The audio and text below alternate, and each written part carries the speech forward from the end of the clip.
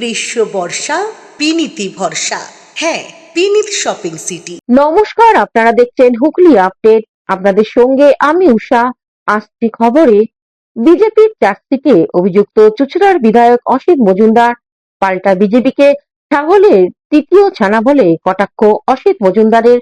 বিজেপির পক্ষ থেকে সাংবাদিক বৈঠক করে পেশ করা হয় চার্জশিট। বুধবার চুঁচুড়ার একটি বেসরকারি রেস্তোরাঁয় চুঁচুড়া বিধানসভার চার্জশিট পেশ করা হয় বিজেপির তরফে। এদিন বৈঠকে উপস্থিত ছিলেন বিজেপির মুখপাত্র কেয়া ঘোষ, রাজ্য সম্পাদক দীপাঞ্জন গুহ, জেলা সভাপতি গৌতম চ্যাটার্জি সহ বিজেপির নেতৃত্বরা। বিজেপির মুখপাত্র কেয়া ঘোষ বলেন, এই চার্জশিট প্রত্যেক বিধানসভা ভিত্তিক প্রকাশ করা হবে। আজকে চুঁচুড়ার চার্জশিট প্রকাশ করলাম।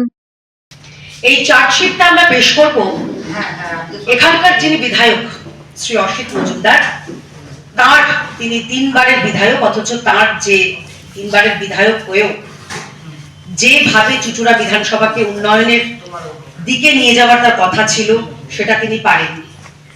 সেই কাজে তিনি ব্যর্থ এবং তার খতিয়ান আমরা তুলে ধরবো একে একে।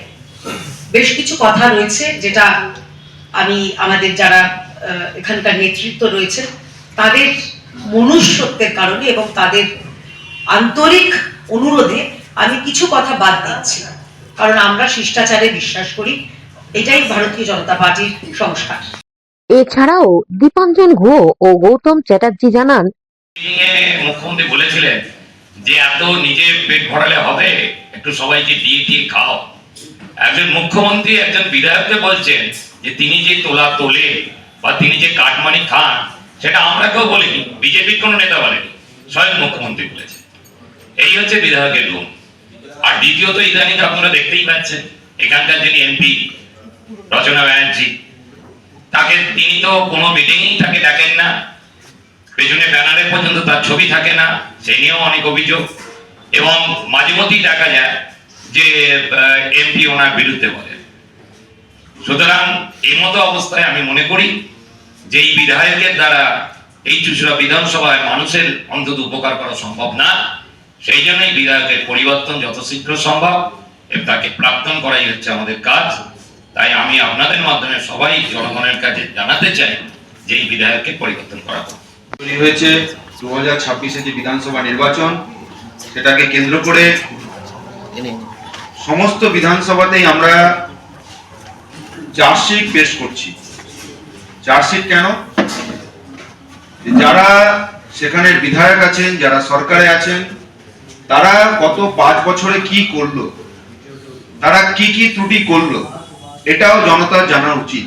ব্যক্তির সম্বন্ধে আমরা ব্যক্তির নাম নিয়ে তুলি না, ব্যক্তির বিরুদ্ধে বলি না, কিন্তু এমন একজন ব্যক্তি গত 3 বারের বিধায়ক এখানে, কিন্তু তিনি যে ধরনের সামাজিক ব্যবস্থা গড়ে তোলার চেষ্টা করেছেন, যে ধরনের অভব্য আচরণ করছেন মহিলাদের সঙ্গে, কিছু বিষয় চার্জশিটে এসছে, আমরা সেই শব্দগুলো আমরা মাইকের সামনে বলতে চাইছি না, যে বিষয়ের সঙ্গে তার নাম জড়িয়ে উঠেছে। যেভাবে আমাদের রাজনৈতিক কর্মীদেরকে উনি দাঁড় করিয়ে নিজে হাতে মারধর করেছেন, এত একজন বয়স্ক লোক, তিনি নিজে এই ধরনের রাস্তায়, যেটাকে আমরা চলতি কথায় গুন্ডামি বলি, এই ধরনের করছেন। অন্যদিকে চুঁচুড়ার বিধায়ক অসিত মজুমদার এ বিষয়ে কি জানাচ্ছেন শুনবো। দেখুন, আমি 2011-এ জিতেছি, যদিও সিপিএমকে হারিয়ে।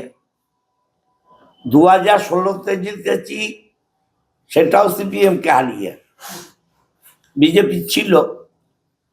আর 21-এ হারিয়েছি ওদের তদানীন্তন সংসদ লকেট চট্টোপাধ্যায়, তিনি বিজেপির বোধহয় এখন শুধু রাজ্য নয় কেন্দ্রীয় স্তরের নেত্রী, তাকে হারিয়েছি।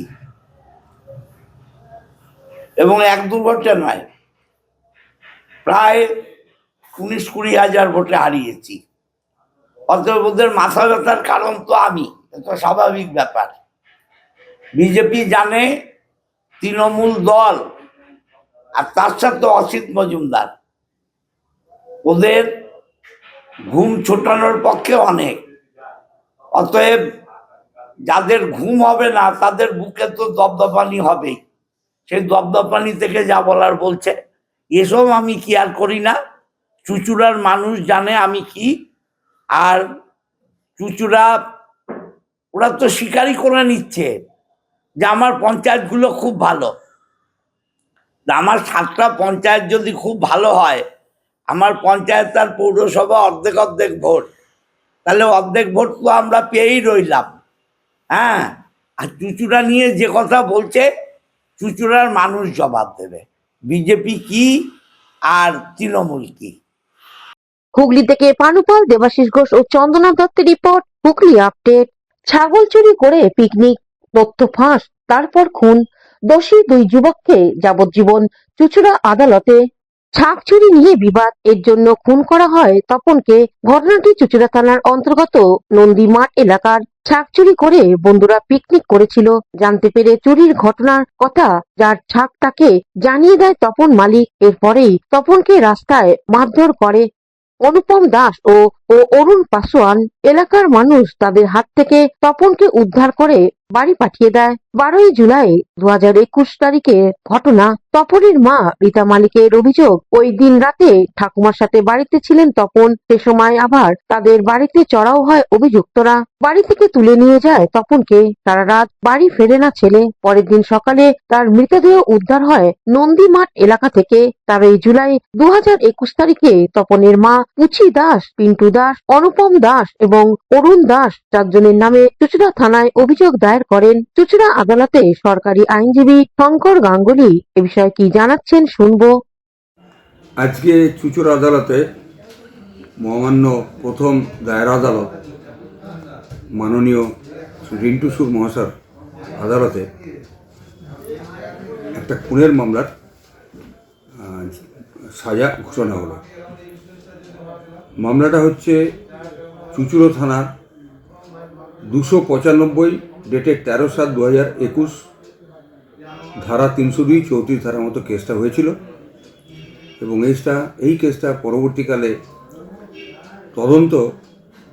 তদন্ত শুরু হয় যে এফআইআরের ওপরে। সেই এফআইআরটা অর্থাৎ অভিযোগটা দাখিল করেছিলেন যে এই যাকে খুন করা হয়েছে তার নাম তপন মালিক, সেই তপন মালিকের মায়ের অভিযোগের ভিত্তিতে।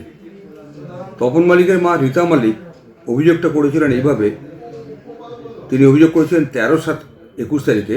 অভিযোগটা ছিল 12/7/2021 তারিখে যখন তার ছেলে তপন মালিক তার ঠাকুমার সঙ্গে, তারা দুজনে একই সঙ্গে থাকতেন, তাদের বাড়িতে ছিলেন।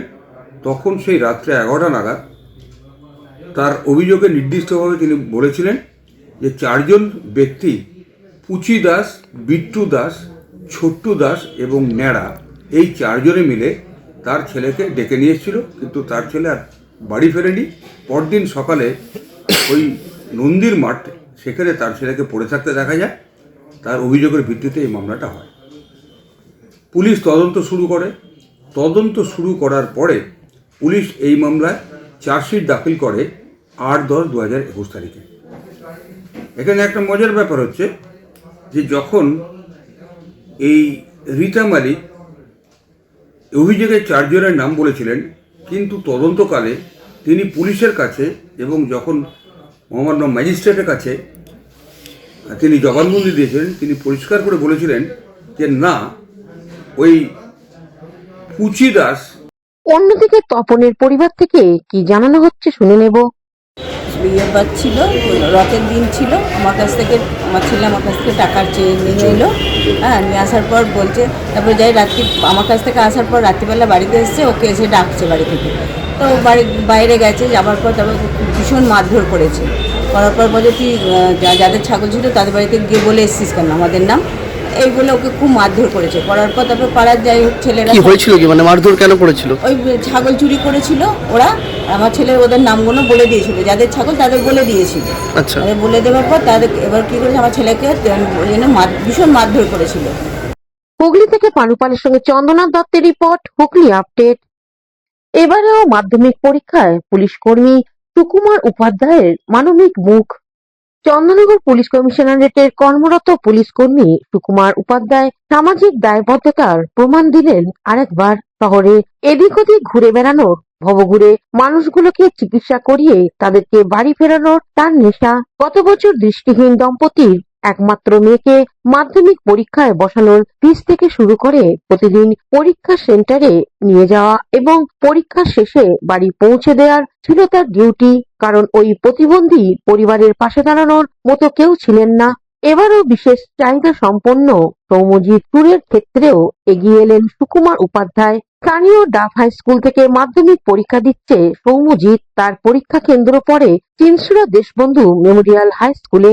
বাড়ি থেকে বেশ কিছুটা দূরে। সৌম্যজিতের বাবা এক পা নেই। ভাঙা টাইসাইকেলের ছেলেকে নিয়ে কোনোভাবে প্রথম দিন পরীক্ষা কেন্দ্রে পৌঁছে দেন। তা নজরে পড়ে পুলিশ কর্মীর। আজ দ্বিতীয় দিনের ওই ছাত্রের পাশে দাঁড়ান সুকুমার উপাধ্যায়। নিজের বাইকে চাপিয়ে বাড়িতে পৌঁছে দেন। তার নিজের একমাত্র মেয়েরও আজ মাধ্যমিক পরীক্ষা চলছে। সেখানে না গিয়ে তিনি পৌঁছান এই বিশেষ চাহিদা সম্পন্ন সৌম্যজিতের কাছে, এবং যাতে পরীক্ষা চলাকালীন তার কোনো অসুবিধা না হয় যাতায়াতে তার ব্যবস্থাও তিনি করেন। একটি টোটোর ব্যবস্থা করে দেন। এরপর যতদিন পরীক্ষা চলবে ওই টোটো সৌম্যজিৎকে নিয়ে আসা নিয়ে যাওয়া করবে। এ বিষয়ে সুকুমার উপাধ্যায় আরো কি জানাচ্ছেন শুনবো। অন্য কিছুই না, আসলে আমি দেখছিলাম যে ওর বাবা তো কঠিন লড়াই করে সারা দিনই। ওর বাবা একটি পা নেই এবং ওনার ছেলে একটু বিশেষ চাহিদা সম্পন্ন। আমি চেষ্টা করলাম যে এই পরীক্ষার সময় যাতে ও যাতায়াতের কোনো অসুবিধা না হয়, গাড়ি একটা রিজার্ভ করে দিয়েছি। এখন যেদিন আমার ডিউটি থাকবে না আমি ওকে বাইকে করেও পৌঁছে দেবো। বাইক প্লাস টোটো দুটোতেই ব্যবস্থা রেখেছি, যেদিন যেটা কাজে লাগবে, যাতে ও যাতায়াতে কোনো সমস্যা না হয়। তাই একটু মানুষের পাশে দাঁড়ানো, আমার সাধ্য মতো যতটুকু হয় আমি ওর পাশে থাকার চেষ্টা করি। অন্যদিকে সৌম্যজিতের বাবা গণপতি সুর কি বলছেন শুনে নেব। সবই আমার মায়ের আশীর্বাদ। দেখুন, কষ্ট তো অনেকটাই, তা কষ্ট করতে কষ্ট মনে আমি করি না, যুদ্ধ করলে কষ্ট হেরে যাবে, তাই আমি বিশেষ কষ্ট পাইনি। হুগলি থেকে পানুপালের সঙ্গে চন্দ্রনাথ দত্তের রিপোর্ট, হুগলি আপডেট। এখন নিয়ে নেব বিজ্ঞাপন বিরতি। বিরতির পর ফিরে আসছি খবরে।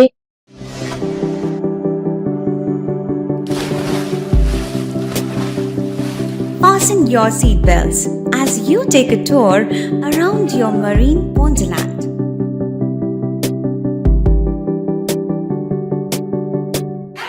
Spend a day at Aqua Marina and enjoy an array of water slides that give you butterflies in your tummy.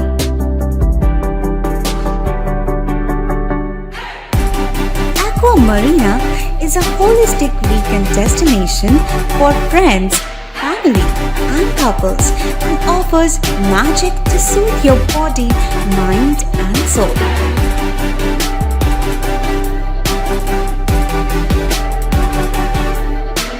Aqua Marina, your customized magician. Welcome aboard and see the magic unfold. শীত গ্রীষ্ম বর্ষা পিনিতি ভরসা। হ্যাঁ, পিনিত shopping city. যে কোনো মরশুমের readymade জামা কাপড় পাওয়া যায় একই ছাদের তলায়। ছোট থেকে বড়, পুরুষ, মহিলা ও শিশুদের একমাত্র নির্ভরযোগ্য প্রতিষ্ঠান। শীতকালীন যে কোনো শাড়ি, জিন্স, টপ, কুর্তি, চুড়িদার, পাঞ্জাবি মানেই পিনিত shopping city. Akhan Bazar, Chuchura, Hooghly. Amala nursing home. Enjoy a weekend at Vedam, the paradise of peace. A home away from home.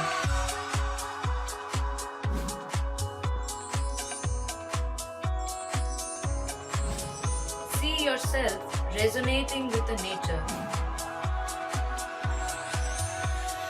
Vedam welcomes you to create your best memories. স্বাস্থ্যই সম্পদ, আর নিজের স্বাস্থ্যকে সুস্বাস্থ্য রাখতে ভারতী ইউনাইটেড স্পোর্টস ফাউন্ডেশন হুগলির সদর শহর চুঁচুড়া ঘড়ির মোড়ের সন্নিকটে আখন বাজার যুগিপাড়ায় আপনাদের জন্য নিয়ে এলো জিম অ্যান্ড ফিটনেস সেন্টার। আমাদের ব্যবস্থাপনায় রয়েছে personal training, weight training, gain strength, burn fat, build muscle, nutrition solutions, cycling. Admission ফি মাত্র 500 টাকা। জিমের সময় সকাল 6টা থেকে দুপুর 12টা এবং সন্ধে 5টা থেকে রাত্রি 10টা পর্যন্ত। আজই চলে আসুন জিম অ্যান্ড ফিটনেস সেন্টারে। আমাদের ঠিকানা যোগীপাড়া লেন, আখন বাজার, চুঁচুড়া, হুগলি। মোবাইলের যোগাযোগ 7980858461। Gym and fitness centre. বিরতির পর ফিরে এলাম খবরে। চুঁচুড়ার মুসলিম সম্প্রদায়ের মানুষদের শবে বরাত পালিত হলো শ্রদ্ধার সঙ্গে। শবে বরাত অর্থাৎ পরিবারের মৃত আত্মীয় স্বজনদের প্রতি শ্রদ্ধা জানাতে শবে বরাত আয়োজন করা হয়। হুগলি চুঁচুড়া বেরিয়াল বোর্ডের পক্ষ থেকে চুঁচুড়া নজির জুগলু কবরস্থানে এই শ্রদ্ধা জানানোর আয়োজন করা হয়। কোরআন পাঠ সহ বিভিন্ন অনুষ্ঠান অনুষ্ঠিত হয়। কারবালা প্রান্তের মোমবাতি প্রজ্বলন করা হয়। উপস্থিত ছিলেন খাগড়াজল মসজিদের ইমাম রিয়াজুল কারাইম, চন্দ্রনগর মাইনরিটির মোহাম্মদ আনোয়ার, মোহাম্মদ দিলীপ সহ অন্যান্যরা। বক্তব্য রাখতে গিয়ে বিশিষ্টরা বলেন, যে আপনারা দেখলেন কি আজ এই পবিত্র শবে কাদরের রাত, আমরা চাইছি কি সমস্ত আমাদের চুঁচুড়া এলাকার সমস্ত আমাদের আশেপাশে যতজন মুসলমান ভাই বাবা জীবন জ্ঞানীরা রয়েছেন সকলকে আমি দরখাস্ত করব, রিকোয়েস্ট করব কি আপনারা সকলেই রিয়াল বোর্ডের দিকে। শবে বারাত উপলক্ষে হুগলি চুঁচুড়া মুসলিম বেরিয়াল বোর্ডের পক্ষ থেকে আমরা আজকে এখানে কবরস্থানে মরহুম মরহুমিন আমাদের পূর্বপুরুষ বাপ দাদা আমাদের পূর্বপুরুষ যারা ইন্তেকাল করে গেছেন তাদের ইসালের স্বভাবের জন্যে একটা স্বভাবখানির ব্যবস্থা করেছি। ইনশাআল্লাহ এখানে সকাল থেকে কোরআন পাঠ হয়েছে। আমার সালাম জানাই, প্রশাসন পৌরসভাকে ধন্যবাদ জানাই, তারা আমাদের সাথে হাতে হাত মিলিয়ে কাজ করেছে। আমি এখানকার যত বেরিয়াল বোর্ডের মেম্বার আছে, প্রেসিডেন্ট আছে, ভাইস প্রেসিডেন্ট আছে, যারা আছে তাদেরকে ধন্যবাদ জানাই। আমাদের ইমাম সাহেবকে ধন্যবাদ জানাই, ইমাম সাহেব খুব সুন্দর দোয়া করেছে। আজকের দিন দোয়াটাই সব থেকে বড় কথা আছে, দোয়া হয়েছে। হুগলি থেকে চন্দনা দত্তের রিপোর্ট, হুগলি আপডেট। নেতাজি সুভাষচন্দ্র বসুর জন্মদিবস উপলক্ষে আয়োজিত সাংস্কৃতিক প্রতিযোগিতার পুরস্কার বিতরণ হয়ে গেল চুঁচুড়ায়। দেশনায়ক নেতাজি সুভাষচন্দ্র বসুর 130তম জন্মদিবস উপলক্ষে আয়োজিত সাংস্কৃতিক প্রতিযোগিতাগুলির পুরস্কার প্রদান করা হলো। চুঁচুড়া জ্যোতিষ ভবনে 5টি বিষয়ে 50 জন সফল প্রতিযোগীর হাতে পুরস্কার তুলে দেওয়া হয়। হুগলি চুঁচুড়ার নেতাজি জয়ন্তী কমিটির নেতাজির জন্মদিনকে স্মরণীয় করে তুলতে এই প্রতিযোগিতার আয়োজন করে থাকে। নৃত্য, সঙ্গীত, কুইজ, আবৃত্তি এবং অঙ্কন বিভাগে 4 শতাধিক প্রতিযোগী অংশ নিয়েছিল। 21 জন বিচারক এই প্রতিযোগিতাগুলির বিচারের ভার নিয়েছিলেন। অনুষ্ঠানে উপস্থিত ছিলেন সভাপতি বদরুদ হাসান, শিশির রঞ্জন চক্রবর্তী, সম্পাদক সুব্রত সোম সহ বিশিষ্ট জনেরা। নির্দিষ্ট আদর্শ নিয়ে পথ চলা শুরু করে। আমাদের সামনে ওই দিক থেকে যে দ্বিতীয় মানসিক ছবি, তিনি বিপ্লবাচার্য অধ্যাপক জ্যোতিষচন্দ্র ঘোষ।